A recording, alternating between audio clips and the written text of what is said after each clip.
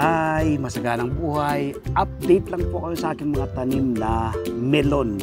Nakatanim po yan sa mga timba, no? Meron na po silang maliliit na buko o maliliit na bunga. Tapos napakarami na pong mga flower, ano? Ang melon po ay tinatanim yan direct planting, ano? From seeds. Ibaon nyo lang po ng 1 inch sa lupa yung kanyang seeds. Tutubo na po yan. Ako po yung ginamit kong lupa dyan ay 20% ay vermicast, 20% ay kokopit at 60% ay buwaggag na lupa, no? Tapos every week nagdadagdag po ako ng pataba. Saan naman po kayo makakabili ng seeds? Ako po binili ko itong aking seeds ng melon sa Shopwise, no?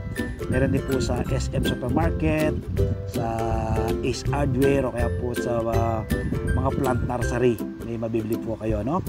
Medyo nakabis na po ako ngayon. Ako po kasi bago umalis ng bahay, pagdating ng bahay, binibisita ko po yung aking mga tanim na alaman, ano?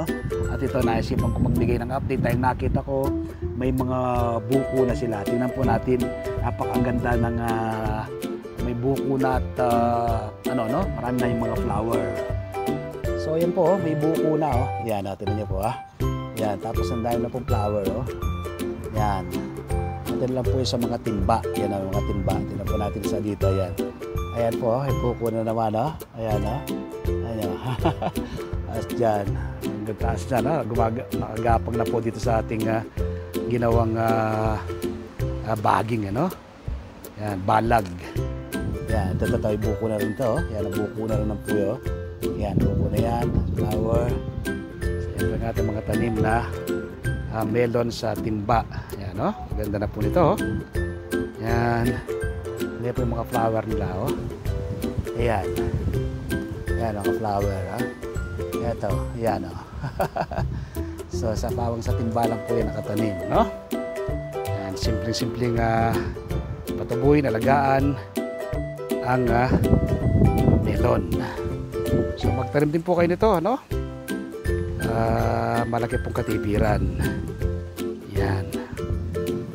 Ako po'y napaka-busy tao, napakarami nating trabaho, pero nagagawa po nating isingit yung pagtatanim, ano? Ako po'y bago umalis ng bahay, pagdating ng bahay, ano? Binibisita ko po yung aking mga tanim na halaman. Nasa ganoon, malalaman ko agad ang kanilang pangangailangan. Minsan po sa pagbisita ko, may mga nakikita kong uod na maliliit. Pinipisat ko na po yan, ano? Tapos mag-i-spray na po ako ng OHN. Kaya ito po yung pinagsama-samang bawang, sibuyas, sili, luya at molasses. Ginagayat ko po ng maliliit yan, o kaya po bine-blender ko. Tapos pineperment ko ng 3 weeks. After fermentation, kukunin ko po yung katas. Isang kutsara ng katas sa 1 liters na tubig.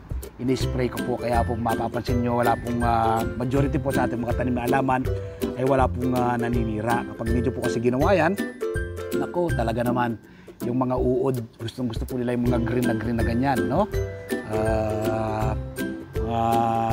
Isa hanggang 2 araw lamang, ubos yung mga daon yan kapag hindi nyo po, kapag napabayaan po ninyo, no? So magtanim din po kayo at invite ko rin po kayo na manood ng aking TV show na Masaganang Buhay. Napapanood po yan every Sunday, ano? Sa alas 7 hanggang alas 8 ng umaga sa 1PH Signal TV Channel 1 ng TV5. Yun po yung live, ano? Araw-araw may replay po yan, ano? Sa 1PH saka sa RPTV.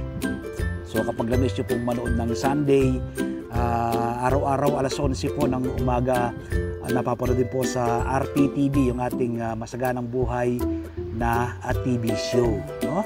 Nasa season 17 na po tayo yung ating show, ano? Minsan po pag napupunta ako sa ibang mga lugar, no, marami pong lumalapit sa akin, marami na nakakakilala sa atin, ano, at nagpapasalamat po dahil daw po sa ibinabahagi natin, natututo sila, no, nakakapagtanim.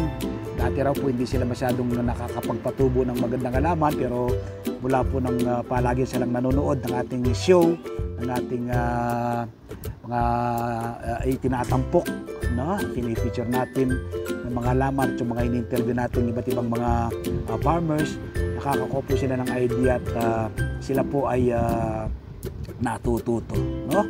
So magtanim din po kayo ng inyong sariling pagkain. Ako po'y palagi ang sinasabi, food security starts at home. Nagawa ko po ito, magagawa rin po ninyo, no?